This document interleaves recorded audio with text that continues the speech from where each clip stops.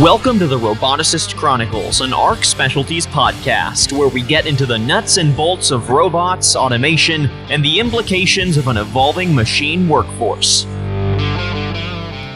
Hello, this is Dan Allford with ARC Specialties, and you're listening to Dan's Roboticist Chronicles.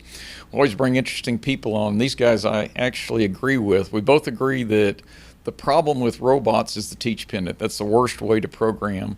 And so they've got a clever system using vision. And, I think that humans use vision more than any other sense. So it all fits together. So I'd like to welcome Tom Fuhlbrigge. I was close.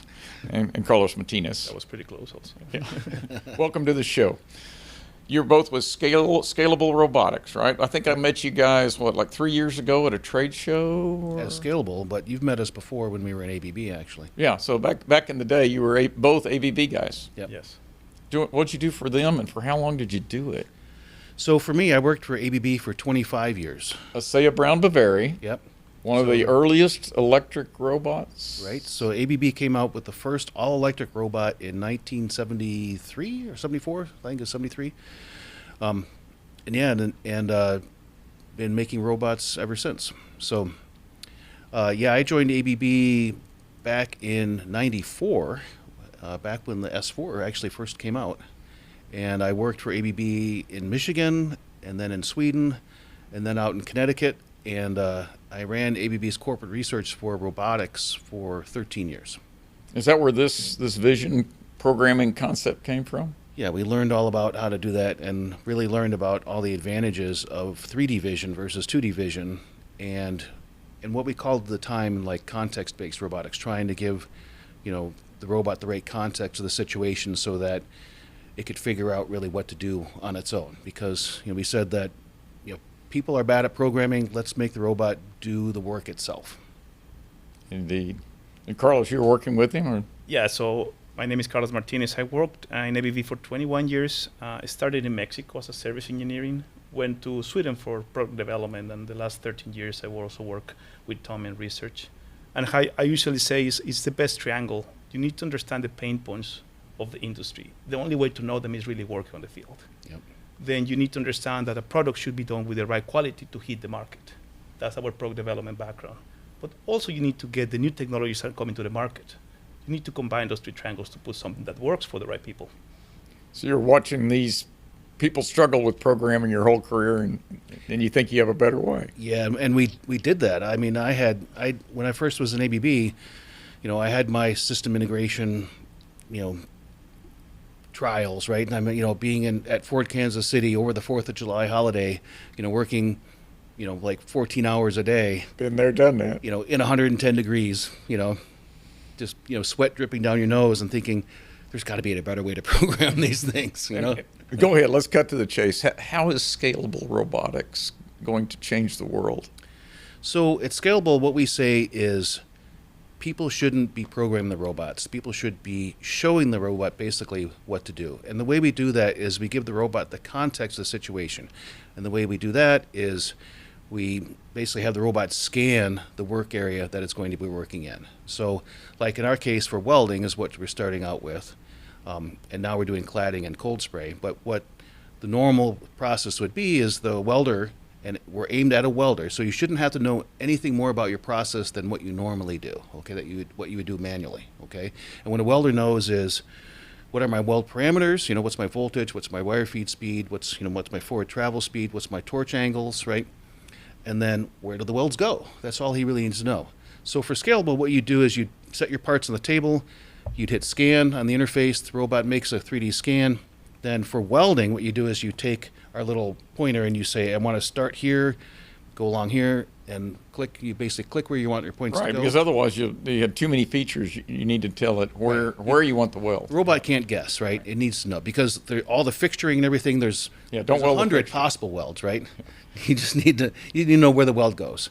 And then once he's done with that, then what we do is in the interface, we check the weld, you practice it, and you see a 3D version of the robot on the interface where it comes down and virtually runs through that weld. And what you're saying is, okay, Did it make it through without like going through singularity, without colliding with the fixture or the part, without running in a robot reach? Did you weld what you thought you were going to weld? Yeah, and then if that's okay, then you send it to the robot. And then what the robot does is, because welding is highly accurate, right? You need to be like on a fillet. You want to be within half a wire width of the corner of the weld, right? And these are 045 wires, so Yep. And so what we do is we automatically tune. We'll touch, and then we'll place the weld torch exactly in the corner there, and we'll do it according to your WPS, to your weld specification. We'll say, okay, so you want it at 45 or 42, and then you want a 5-degree push. We'll put it there, and then ask you as the welder, does that look good? And you can either say yes, or if you say, well, yeah, that's what the spec says, but in this case, the base is a little bit thicker than the wall, so you know what, I'm going to bias maybe up a little bit and maybe out a little bit, so I balance my heat, right, my penetration. And you can kind of put your welder's knowledge into that point. there's still some art to it. There is very much an art to it, and it's super important that the welder is putting his knowledge into that part, right, into how to weld that part. Searching for a part has been robotics for years. What we do it just from a single click. We generate all the motion, so the welder doesn't need to worry about how to search for a part. And I'm impressed. That's why I invited you guys in. So the backstory here this week is these guys are in setting up on our production robot, and we're going to be demonstrating this technology. Yeah. So I think Johnny's probably got some cutaways for us, I hope, so of this stuff actually working. No, I think what you're doing is radical, and it's I think you're on the right track. I feel like machine vision is the way forward, because what's the sense that we use more than any other? Yeah, everything's about our eyes, correct. So there's two competing technologies in machine vision, right? Stereo vision and then structured light. Which one are you guys using? Right now we're using stereo because right now because in normal welding we're doing the touch sense or using a laser to find that corner anyhow. We can handle using a lower cost camera. Right. Right, and trying to make sure we're in the price point that makes it make sense for being in a welding cell, right? You can't price your product where it's just doesn't make sense. Then the customer doesn't get any ROI, right? So we have a lower cost camera, an Intel RealSense in this case, so a pretty inexpensive camera, and that gives us a good enough answer that we can go and then do the fine tuning. So with the Intel RealSense, we're about 2 millimeters of noise essentially is what we see. Okay, so we'll have 2 millimeter accuracy, but you just said we needed 0.5 millimeter accuracy. And that's why we go and use the touch sense of the robot or For the final 1D alignment. laser to find exactly where that corner is. So for some applications, though, you really need higher accuracy, right? And so that's where we're kind of evolving to using structured light cameras. Well, that's interesting because, the 10 billion mammals can't be wrong. We're all using stereo vision, right? True, but we have a lot of like built-in rules in our eyes and stuff like that. And then, and when we go in and do fine stuff, we actually will get our hand close and brace, and then kind of, like when you're welding, right? Mm-hmm. You don't just do it out like this, right? You come in and you brace, and then you do the fine stuff. Well, I'm just enjoying watching the vision industry resolve this. I suspect both technologies will end up being utilized. Yeah. Is my expectation, because it sure is hard to beat the inexpensive cameras you guys use for stereo. And and the cost of structured light's coming down, right? I mean, it's every year there's improvements, and that's a great industry that is on a different technology curve. Well, structured light, how's that work? So what you're doing basically is you're putting down different patterns and then looking at the edges of those patterns. So if it looks like little squares, it's flat. And if it looks like rectangles, it's distorted. Yeah, or there's all sorts of different technologies for looking at like the fringe of the edges of that, right, and seeing how it kind of bends. But you're really trying to get something where you're giving a lot more essentially texture to that, but in different ways. So so you can triangulate on it. So how long have you guys been working in vision? September is going to be 6 years. 6 years. So you focused on this technology early on. So you're talking For how long we've been working in Scalable, or No, with vision systems. Vision systems. Oh, Yeah, gosh. no, I Oh. because No, I know you guys think it's commonplace, but it's not. We don't do enough vision here at Arc Specialties, and that's why we're talking to you. And so I'm just curious how long you've been focused on it. well, focus on it. I don't know, but I mean, I've worked with robotic, with machine vision for robots since the '90s. Yeah. Yeah, and I remember in the '90s I was excited. I wanted to get into that, but that also would have been premature. But now it's becoming a viable technology, I think. You hope so too, right? You started a business. Why I'm kind of grinning is because whatever year it is, we always think, oh, that's a great technology, and then 5 years from then we look back and go, man, that was really early. Well, I think it's interesting. You're already considering a change in your sensor systems. Yeah. Yeah. It's that dynamic. Yeah, and the structured light cameras are much more expensive right now, but everything is trending down in cost. And so, what was the $25,000 camera, 5 years ago was the $12,000 camera. Now will be the $6,000 camera in a few years. Will be the come down into the hundreds eventually. The thing that got me excited about you guys, like I said, we met 3 years ago. It was interesting, but I'm skeptical. But what you're doing lately on cladding, I think is clever. Partially because you're not going to need to do that final registration using adaptive control. I suspect that your system is accurate enough to run without the final registration. Absolutely. Yeah, because it's a slightly different process. Cladding is a bit easier. You're not trying to have the torch relative to two parts. It's just relative to the surface. Right. And the demo that we have running on your system right now, right, where we just lay down what the pattern is on top of the part. It's literally a single click to program it, and then so what happens is we do the scan of the part to get the geometry. Then you can there's a lot of ways you can teach what that area you want to clad is. You can put down a stencil, you could tape it off. It's just so you get like a border that the system can recognize, and just a change in color. It could be the edge of the part if you want to do the whole thing. And then what you do is we show you an image of it, you click and we'll expand, and then if it over selects, you can basically right click and have it come back. But it's kind of like you do in Photoshop where you're trying to do the magic selection thing. But the goal is to have the welder do this. Yeah, this is very much the welder, so it's super simple. So we don't need another PhD like you guys, right? Yeah, right. No, so and it doesn't matter if the surface is curved or cylindrical, flat, cylindrical, whatever curve. That's fine. And so we do what's important to the process is that we'll do the perimeter of of whatever you have stenciled out. Then we make sure that we keep the torch normal to the surface on the curve, right, and we keep the right distance off the part, and then we follow the path, and then you just decide what's your pitch between your passes. Because this will be a raster pattern, right, where you're rastering between. Yep. So what we'll do is we'll do a perimeter around, and then we'll raster back and forth. And we can change that pitch. Yep. We can change the dwells on the end. Yep. And I've been lobbying for a perimeter bead to start out with. I don't know how you're working with my technicians. Yeah, no, that's what we have. So you've implemented that. Yeah. Good. Yep. I approve. And so I wish I could get you. I wish you guys had more time this week. I'd take you over to my customers because what you're describing is so common here in the oil patch. Because imagine a cylindrical part. We're going down hole. Guess what? It's rubbing against the rock continuously as it rotates. And all these wear pads are all the same shape. So I'm hoping my customers are going to want to just cut that one stencil and then put that stencil on their tool. And every place they put the stencil, we're going to put a weld. Yeah, and you can select how many, if you want multiple layers, if you want that, that's fine too. So it's almost like additive. So, except we're not doing a slicer kind of thing. We're not trying to build up a complex structure. We're doing just basically surfaces. And then we also do cold spray. So cold spray is very similar. So why aren't you doing thermal spray? We will with you, hopefully.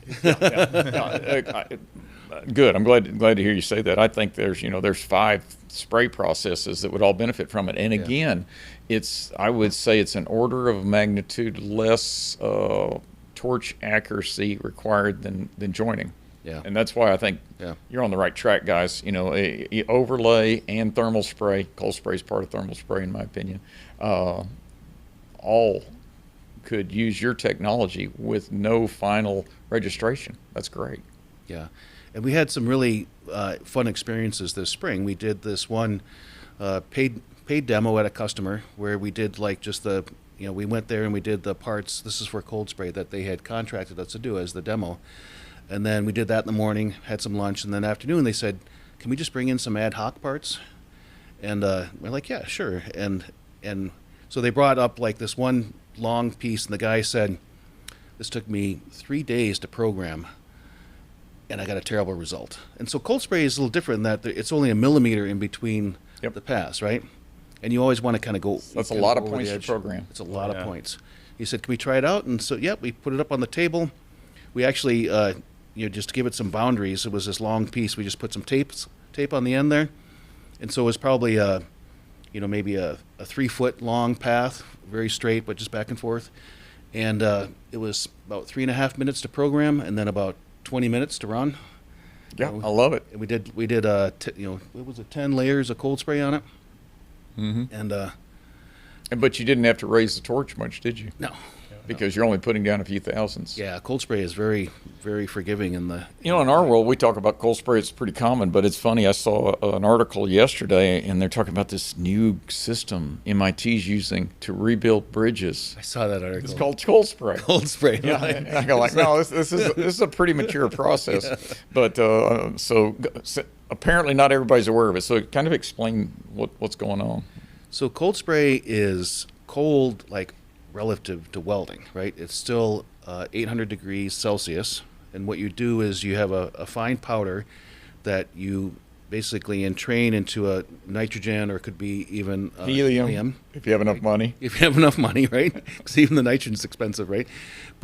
And you're basically entraining the powder into that gas spray, and then which is going, by the time the powder hits the surface, it's going about Mach 2, and twice the speed of sound. Twice the speed of sound. So it's hits so hard that it basically plastically deforms and will mechanically bond to that substrate. So whatever it is, you've got it. What you do is, like, usually you'll do like a spray of like a carbide or something to get it to clean up, right? To get all whatever the to create an anchor pattern.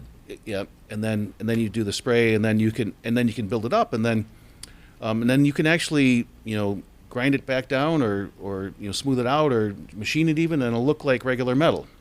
Yeah, and so people are using it for buildup on repairs. Like I said, the MIT kids are doing it on a bridge. On a bridge, and near Boston, I suppose. And then, but there's also a lot of work going on where they're using cold spray for additive. So you better work on your multi-pass stuff, because I think it's inevitable. And where we see it is in like corrosion abatement, or where something's been corroded and you just want to build that surface back up. That's what they were doing. You can't weld on it, so because you'll change the properties of the metal too much, putting too much heat into it. And what's interesting, what our advantage is that we're quick enough doing just whatever shape you want. So if you just, for us, it doesn't really matter. And so, like, one of the nice things is you can just take a roll of painter's tape and just make an outline of the area you want to spray. We'll take an image of it. You click on that area. It takes, a few seconds to develop the path. And you always color between the lines. Yeah. Yeah.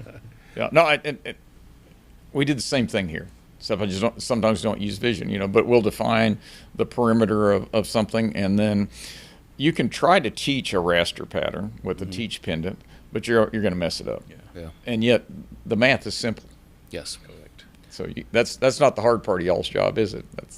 But important is combining all the best practices that people like you have and put it into the welder level. That's also a good challenge. Well, the predicate is the laser engravers. And I've got one at home now, and I don't know anything about lasers. All you have to know is what material you're working on and what you're trying to accomplish. Is it engraving? Is it cutting?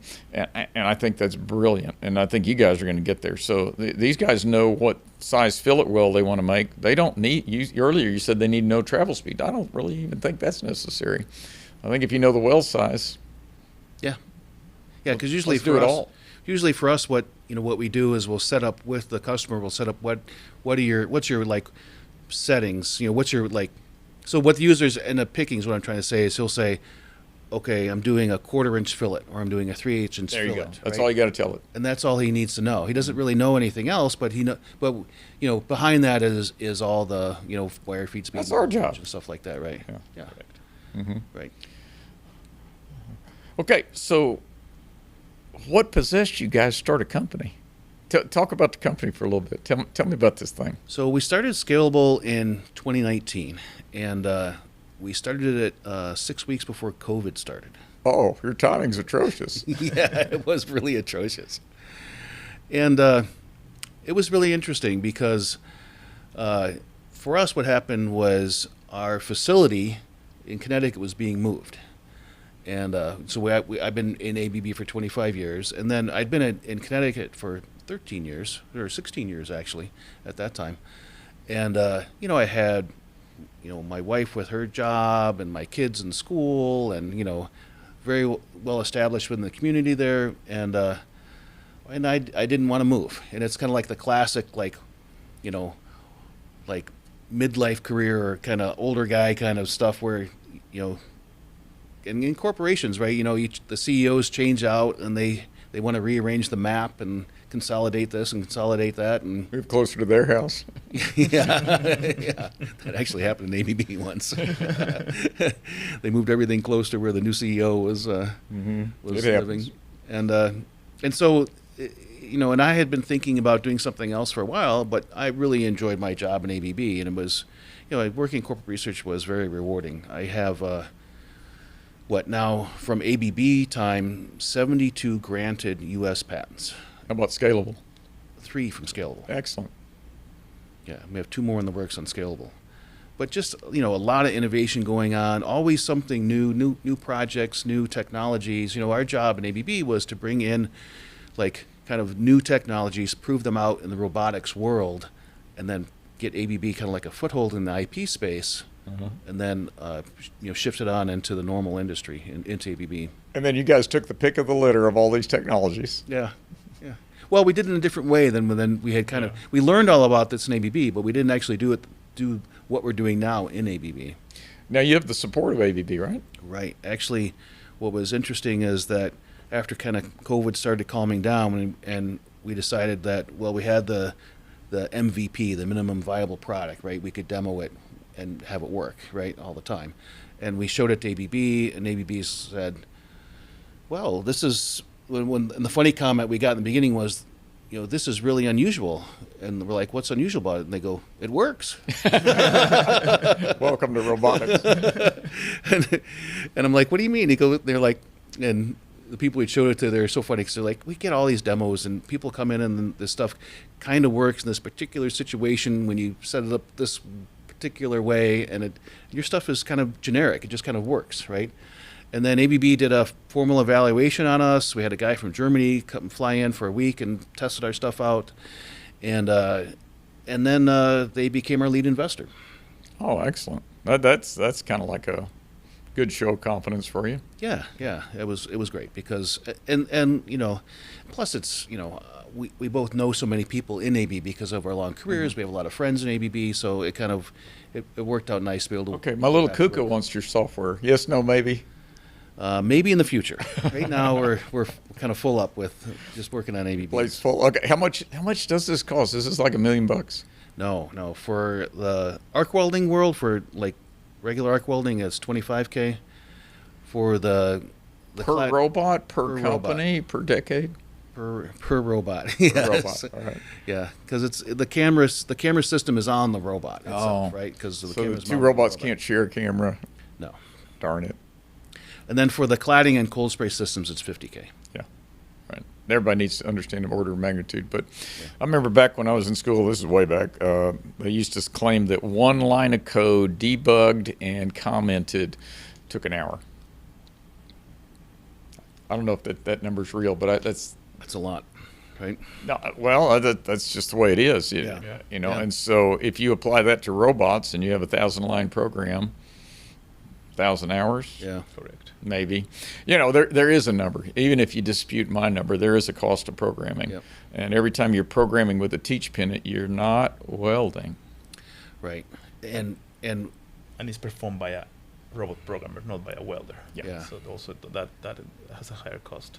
Mm-hmm. So our philosophy is that people shouldn't really be programming robots at the code level, right? People should be showing the robot what's to be done and let the system program the robot. So our system, what it does, it actually makes robot code so that the ABB motion system does a great job at moving the robot and coordinating the I/O and things like that, right? But an interesting kind of part of our history is one time in ABB, we did a study to kind of look at how were people actually using the robot programming language, the rapid code. How were they actually doing it? So we went out to all of ABB's like top integrators, got samples of their code. We said, just send us some code that you have running in a customer system. We don't need Debugged, functional. Yeah, but so actually running, right? Mm-hmm. So operational code. We don't need to know who the customer is. We don't need to know what the part is. Nothing, because this is just rapid code. You can't tell, what the robot is actually working on. You just see a bunch of path points and stuff like that, right? And what we discovered is that even with what are considered to be very great integrators, write terrible code sometimes, and they would just do odd things, or they would leave a lot of abandoned code in there. So it'd be 20 pages of rapid programming, and then you go through it and you're realizing that half of it's not even doing anything. Yeah, not doing anything. It was just practice kind of stuff that they abandoned later, right? It never gets called. Or we had one case where there was a go-to statement inside an if-then block, and I called up the salesman and said, "Can you ask these guys to ask their customer if the robot needs to be rebooted every month or so, because it's just going to run out of stack space." So it just really bad, and that reinforced our view, was say, look, the way to get to ease of use for robotics is to not program them, right? Basically, you need to configure it, or you need to show it what to do. But you need to be well up above the system, not down in the code. Well, I agree. You last few days you've been working around our shop, and you see that we're doing macros, we're doing offline programming using CAD systems, we're doing a lot of adaptive control, we're using single point lasers, we're using line scan lasers, and we're using 3D vision. So this is the future. Yeah. And you guys have really combined a lot of good functionality into a single part. I think it's probably going to work, guys. Yeah, thank you. Also, to that point, it's important to enable welders, but don't disable experts. Right. So all the code that we generate, it's a standard code for the robot. So if an expert needs to go in and debug the system, he will not be left out. So we need to take both personas in consideration in the system. Oh yeah, if you guys were arrogant, you wouldn't be here, because when I saw your system, where did I see up in Detroit, right? At Automate? At Automate, Yeah. at the Automate show in Detroit earlier this year, you were doing the raster pattern, but you weren't running a perimeter weld bead, but you guys were receptive to making upgrades. Absolutely. Yeah. Well, we want to learn from the experts, right? So. Yeah. Yeah, and want, in right? some cases probably you're right, but you're willing to allow us to do that perimeter bead if need be. Yeah. Yeah. Well, and the point of like using standard code underneath is generating like standard rapid is, as an integrator or as a service guy, right? As when you go in to see, when you come up to a robot teach pen, you literally have no idea what's going on, right? Because you see this rapid code, and it's just all text, right, like that, Yep. and you're like, and the first thing you always say is, "What was this guy thinking?" Right? But it's running. but then and then if you're being asked to like really fix something that doesn't work well, and you see like instead of an ARC-L statement, it's got a Dan ARC-L, the first thing you're going to do is like, I have no idea what that statement's doing, right? The first thing you do is you get rid of it, right? You go back to the standard code, because you know what the behavior of that is, and you can debug it then, right? I've been known to clear memory and start over. Yeah. That's just me.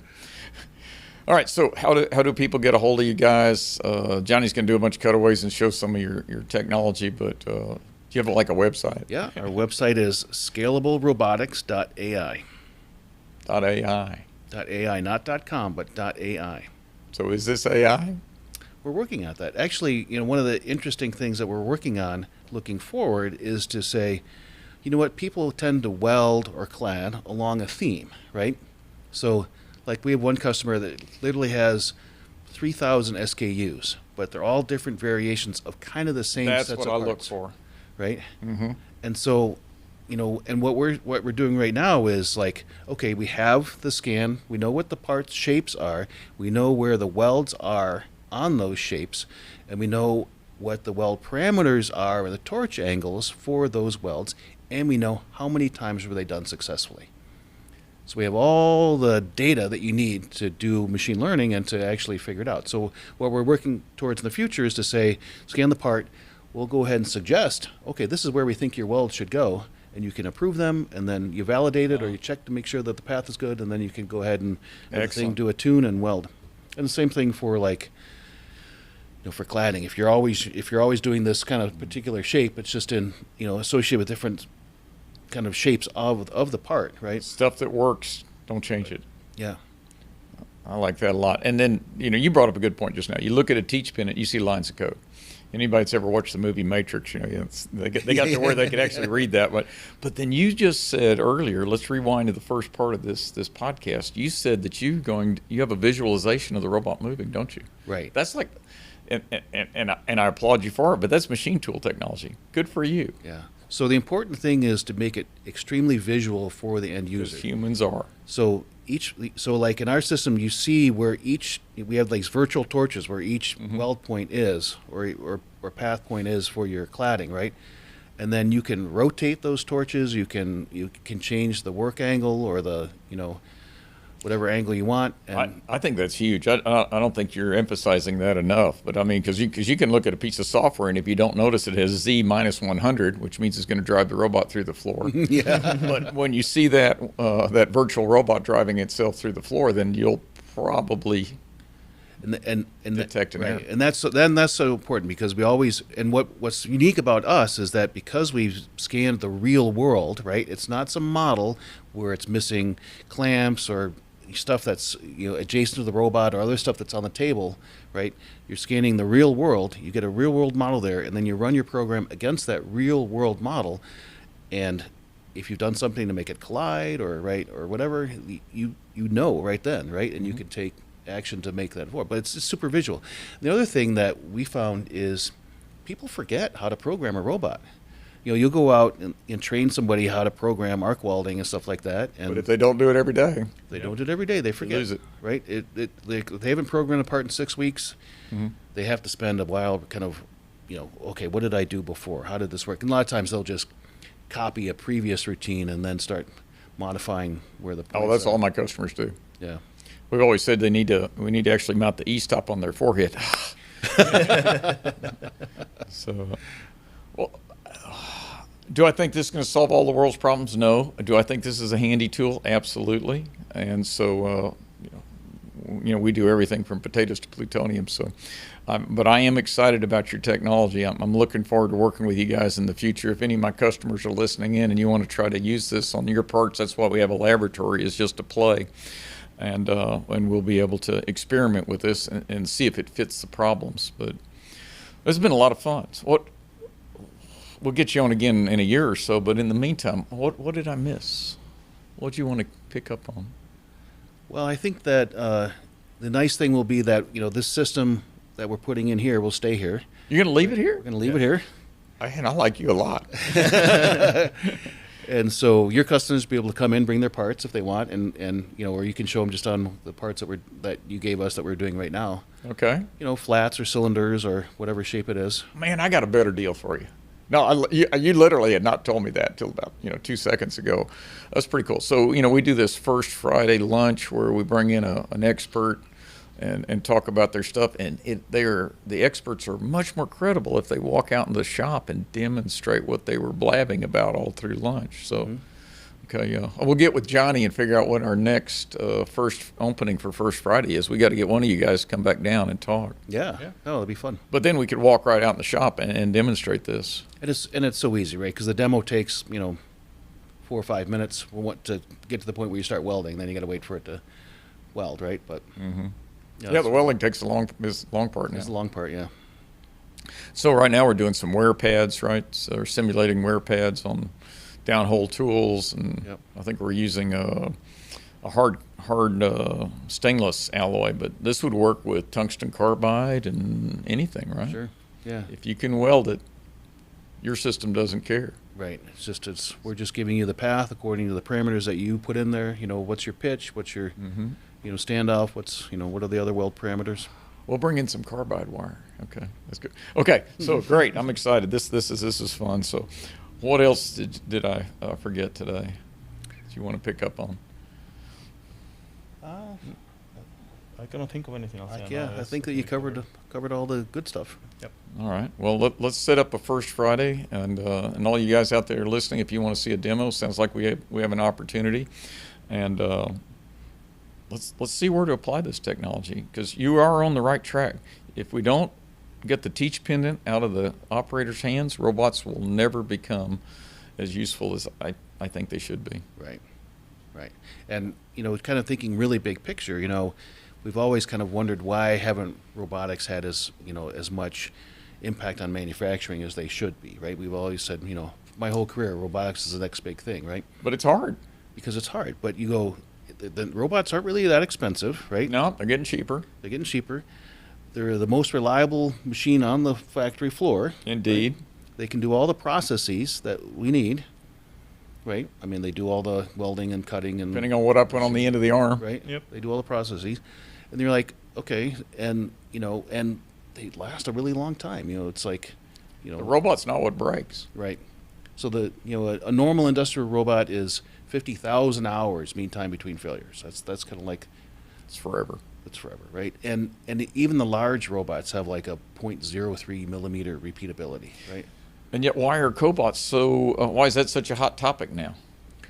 Because the people have the impression they're easier to program. Right. And in some cases, that's actually true. Yeah. But that I say that's about half of what's driving cobots now. But you guys have really made programming easier. So if we just got to get the word out. Right. And our stuff, we'll work on full-size robots and cobots. It's the same. Yeah, you same don't for care. us, right? Mm-hmm. But it's that ease of integration and that ease of use is what robots have been missing. So people want it. That's why they're buying cobots. But Yep. but this is definitely a different way. Yeah. Well, gentlemen, thanks a lot. I appreciate you coming down. I really appreciate you going to loan this system to me for a while, and looking forward to working with you. So if anybody out there wants to try to write some code without having to be able to write code, give us a call. Thanks, Dan. We really appreciate being on. Thank you. Thanks for your time.